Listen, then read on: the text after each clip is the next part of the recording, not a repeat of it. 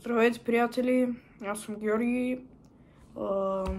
Няма го Васко, няма го и Божидар.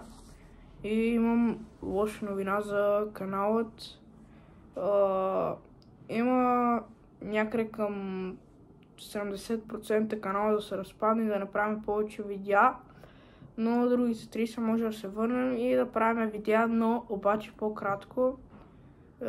Истината е, че Божидар и Васко не искат да правят толкова много клипове, казват, че са големи, всеки такива работи.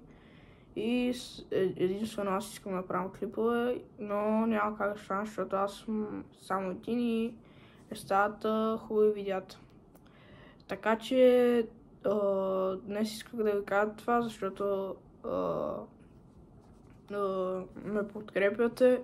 През този един месец имам 132 абоната, благодаря за което.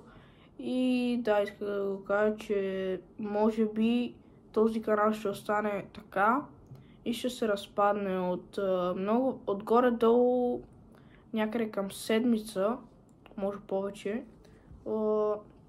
Имахме проблеми да не снимаме с видеа, някакви такива работи. И да, исках да ви го кажа. И това също видео няма да събере много гледане, за което няма да съм много щастлив, защото няма да гледат някакви такива работи, да феновете... Не знам дали имам фенове или... не знам, не са чак толкова много 132 абоната, но за един месец според мен аз съм доволен.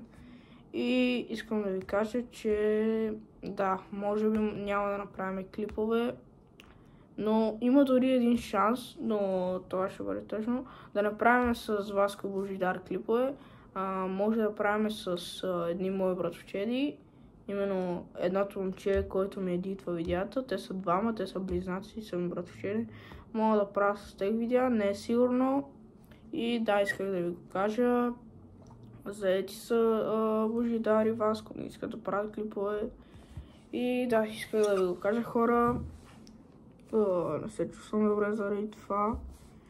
И да, мисля, че това беше от видеото. И чао, благодаря, че ме слушахте. Ще се опитам да завърна канала. Според мен, ако правиха видеа Божидар и Васко, мисля, че канал ще да гръмне. Откакто направихме това видео с училището, мислехме да правим втора част, един не иска, други се караха и някакви такива неща. И да, съвсем се чувствам добре, искам да правя клипове, искам да става ютубър. И това е едно. Както казах, мога да правя с братовчерите ми, с Кико и Галин. Те живеят в Люлин, който е далеч от мен и трябва да ме върват всяка събота. Не са прекалено сериозни Васко и Божидар. Какво да ви кажа? И също така да ви кажа, първото видео, което е това, Васко ме е подирал да правим видеа. Той ми каза да правим едно клипче, някакво за YouTube. Не беше тогава съвсем сериозно, защото направихме с сестра ми, по-малката ми сестра, един клип и той искаше да направим заедно. Направихме, както казах, видеото.